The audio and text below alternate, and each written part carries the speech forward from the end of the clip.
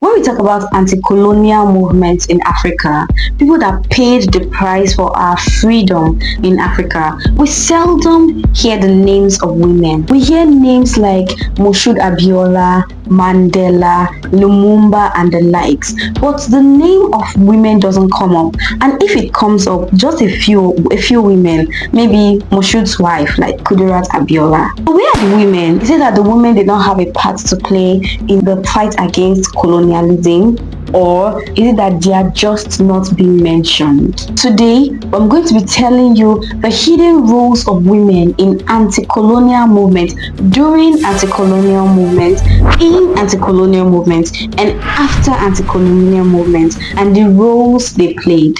Welcome. Believe it or not, women played hidden roles in Africa's anti-colonial struggles. While many male leaders became the face of resistance, women organized, protested, fought, and maintained liberation movements. Their contributions were important. They were vital to dismantling colonial rule across the continent. As a matter of fact, Africa would not have made the progress it has now without the influence of some of these women. I know you don't believe it, but it's the truth. Like I said before, women organized mass protests, in fact, even as little as encouraging their husbands, their sons, to continue the good fight of faith. It's something. But first of all, let me tell you about women who used their voices publicly to speak about things that they believed in. One of those women was Fumilayo Ransom Kuti. Fumilayo was not only the mother of the famous musician Fela Anikulapo Kuti. No, she was a force to be reckoned with. Like, if you try her, you go collect. If you try her, you go collect. She was a politician, an educator, and a woman's rights activist. In fact, she was often called the Lioness of Lisabi. Fumi led women in Abeokuta to protest unfair taxes imposed on them by the British-backed king in the 1940s. She founded the Abeokuta's Women Union, one of the earliest feminist movements that focused on charity work, sewing, catering, and adult education. In 1944, she developed a successful campaign to stop local authorities from seizing rights for market women under false pretenses. But not just that. When Abeokuta authorities forbade women from organizing parades or demonstrations, denying them the necessary permits, Ransom Kuti and her fellow organizers declared that they were organizing picnics. Talk about sense, innovation. Smart thinking, quick thinking, thinking on her feet. They declared that they were planning picnics and festivals instead. And when altercations with police began, Ransom Kuti trained women on how to deal with the tear gas canisters, sometimes thrown at them. I mean, what else are you looking for in a woman? A woman that knows how to deal with tear gas, that is not in the military? Show me a woman like Femilayo Ransom Kuti. Show me one woman like that, and I will tell you that woman is about to do something great. Just like Ransom Kuti did. Twice, she represented women in places where women were not typically seen. In that time, in London, England, when NCNC went to protest a proposed Nigerian constitution in 1947, that time where women were all about, and there's nothing wrong with it. There's nothing wrong with it. I'm just saying that time where all the women were all about carrying their children, being at home. So Kuti was in the room with men, making sure that her voice was heard. She was also present when a Western Provinces conference was held in Nigeria in 1949 to discuss a new national constitution. Are you feeling this, woman? I'm feeling this one because I'm feeling her already. I'm just feeling proud that a woman, I will not lie, like, she must have been very bold. She must have been very bold because I know that a lot of men at that time would have wanted to shut her up. I mean, it's even happening now. But talk less of that time in 1940s. In the 1940s, a lot of men would have wanted to shut her down and send her back to where they thought she belonged. But Fumilayo Ransom Kuti refused. Fumilayo Ransom Kuti had a loud voice and she used her voice to speak about matters that concerned her, about things that mattered to her until she died, sadly, in 1977 from something that shouldn't even have happened. But that is just for another day. Let's go on to the next person. Other women who spoke their truth publicly were the Aba women. Have you ever heard about the Aba riots of 1922? Yes, that's what I'm talking about. Those women were bold. Yeah. They say they even stood up even before us. Women have been doing things, you guys. They've been doing things. They've been making moves. They've been putting themselves out there.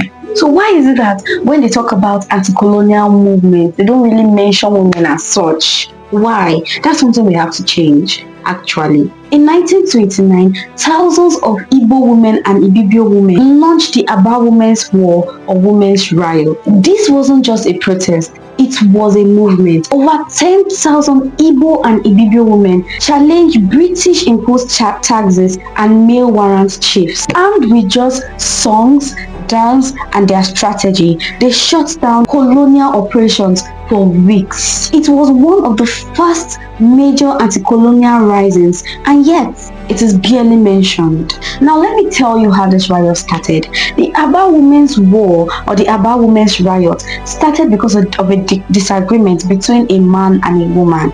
The woman's name was called Nwanyeruwa. I know I destroyed that name. But please forgive me. I'll try as much as possible to pronounce the name right, but I'm going to leave the name on the screen. The fight was between two people. It started between this woman, Wanyeruwa, and a man called Mark Emerowa. Mark Emerowa was helping to take a census of the people living in the town, controlled by the warrant Okugo. Wanyeruwa was of Ngwa ancestry and had been married into the town of Oloko. In Oloko, the census was related to taxation, and the women in that area were concerned about being taxed. They were concerned about who will tax them and what that task will entail, especially during that period in the late 1920s when there was hyperinflation, kind of how we are living now. The financial crash of 1929 impeded women's ability to produce and to trade, so they asked for assurance from the colonial government that they will not be asked to pay taxes because money they no get, food they manage chop. Do you understand? So they did not want to pay any form of taxes. So because of that and the financial crash, it was decided that women will not be asked to pay taxes. Now, come the morning of November 18th, Mark Emeruwa came to Wanyeruwa's house, and since her husband Ojim had died, he spoke to her. He told the widow to count her goats, count her sheep, and count her people.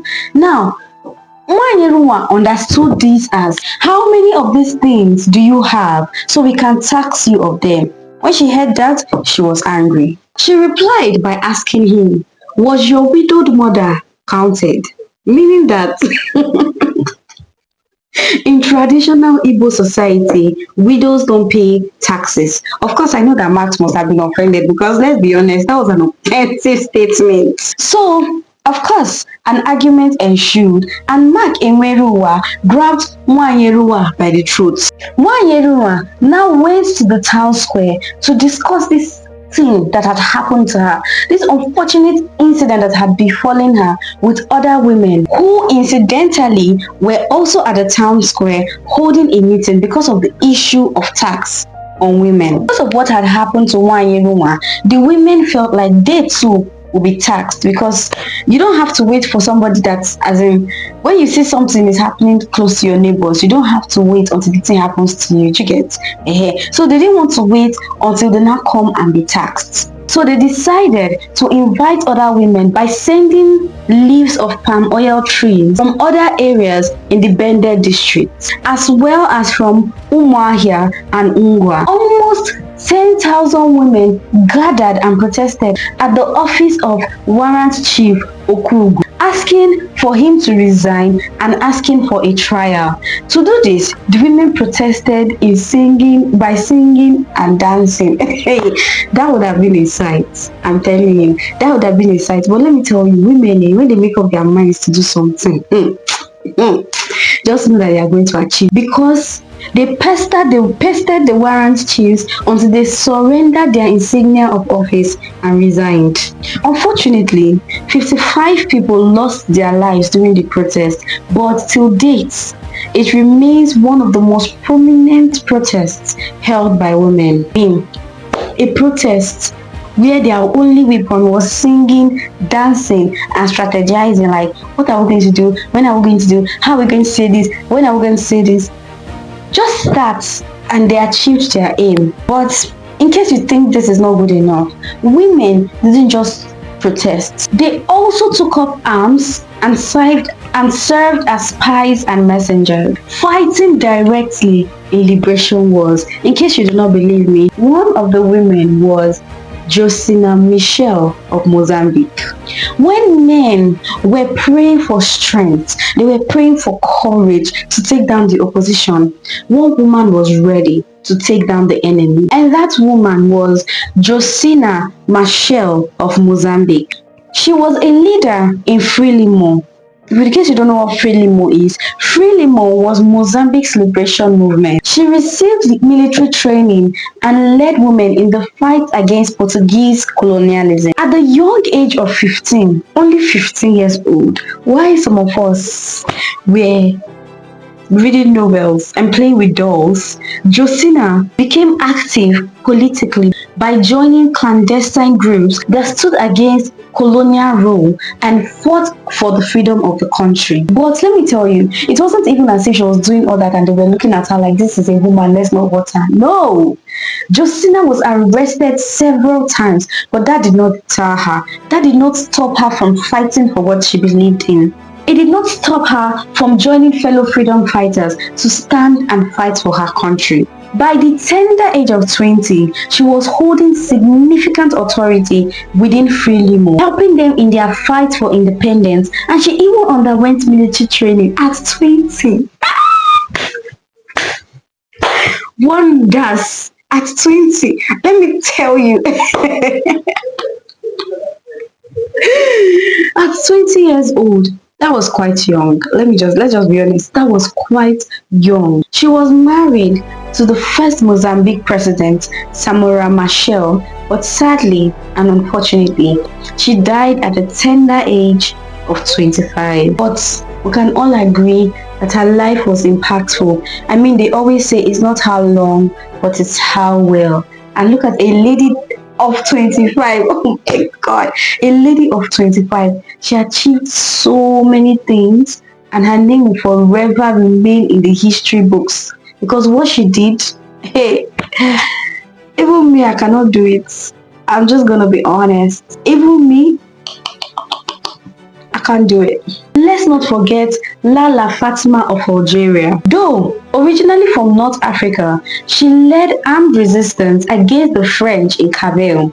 And she did this in the mid-1800s, long before Algeria's independence war. She led several battles against the French forces until her capture in 1857. After she was captured, she was imprisoned for 6 years until her death at just 33. But aside lending their voices and joining the fight, women also did what women know how to do best. What is that? What is that? If you know what they do best, put it in the comment section. They mobilized and educated people. They used songs, storytelling, community organizing, and marketplaces to spread anti-colonial messages. One of those prominent women was Margaret Ekpo. Margaret Ekpo didn't let the death of her father stop her. She pushed through and fulfilled her dream of a higher education at what is now Dublin Institute of Technology in Dublin, Ireland. When Margaret's husband kept complaining about how the colonizers were treating doctors, Margaret decided to take action. Margaret joined a meeting where the discriminatory activities of the colonizers were being discussed. And she even tried to get the voice of the women heard by starting a market union for the women in Aba. Even though she was detained by the Biafran government for 3 years without adequate feeding, she didn't let that stop her. When she came out, she went ahead to win a seat in the Eastern Regional House of Assembly in 1961, a position that gave her the right and the strength to fight for the rights of women or the issues affecting women. But that's not all. Let me tell you, women also knew how to use what they had. Like, because women were often overlooked, they were often supposed to be seen and not heard, it was easy for them to become spies. Because it was easy for them to be ignored and looked down on, especially in those times, it was easy for them to also spy and gather intelligence. For instance, we talk about the women of the Mau Mau, in Kenya, the Mau Mau in Kenya. Those women, they did amazing things. Women like Wambi Otenyo and other Mau Mau women aided the Mau Mau by cooking, gathering supplies, and secretly moving arms and information messages in the forest. Also, there was also another woman known as Mutoni Wakirma. Mutoni Wakirma was also part of the Mau Mau women. She was a female fighter and a commander in the Mau Mau uprising against British rule. In fact, she was so good that she was the only woman to rise to the rank of Field Marshal. In case you are not yet convinced, just in case you are not yet convinced, women also helped in raising funds and supporting logistics. Women organized fundraisers, controlled household economy, and helped channel money and supplies to resistance groups. Case in point, the Mau Mau women.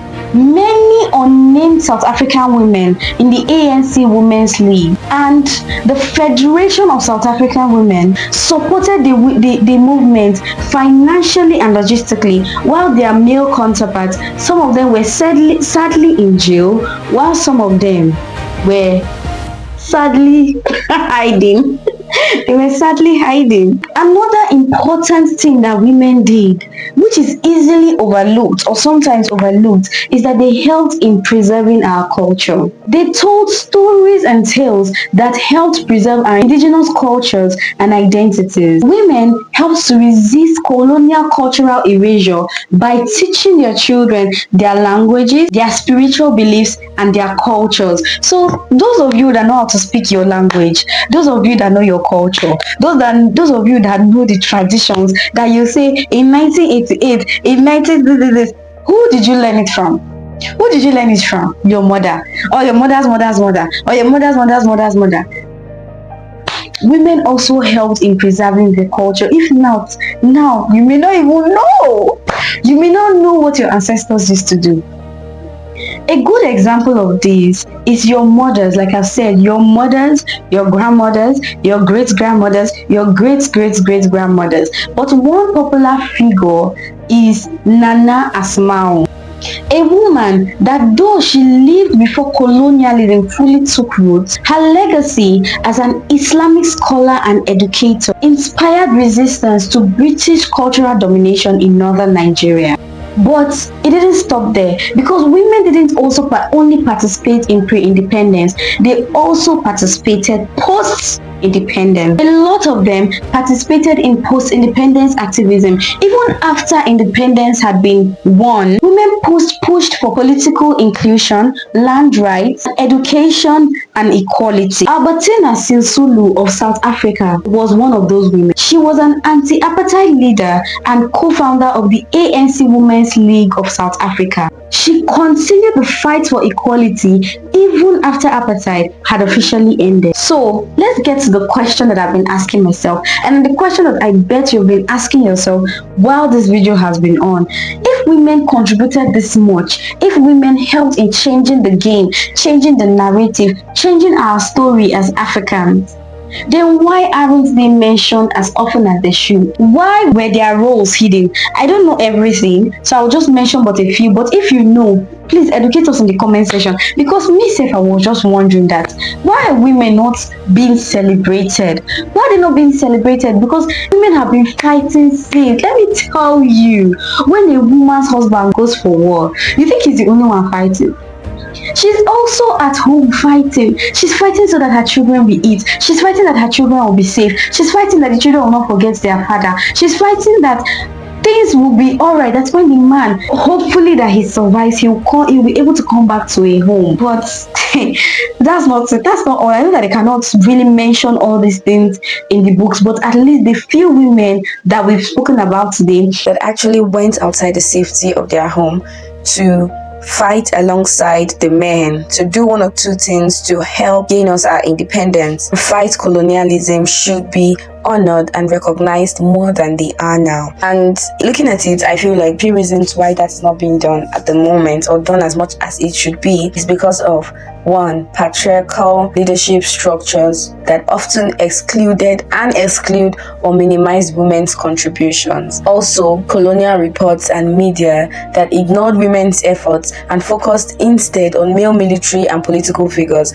Why? I don't know. Probably because they may have felt more threatened by the men, or probably because of how Africa was then. Like the women were often seen and not heard. Women were just kind of in the background. Maybe that could also be one of the reasons. And then another thing is that I think many women operated informally in homes, from their markets, from their villages, other spaces that historians often overlook, which I think they shouldn't do, because like I mentioned, for instance, the Mau women who helped to pass information, who acted as spies and all that, those kind of things should not be overlooked. They should be spoken about, and it should not just be in Kenya. Like they shouldn't just say, okay, Mau women helped to fight colonialism in Kenya. These women should be spoken about across Africa. So Nigerian women that fought for independence should be spoken about in other African countries. Other women from other African countries that helped in the fight against colonialism should be spoken about in Nigeria, across other African countries, because this is Africa. We are Africa.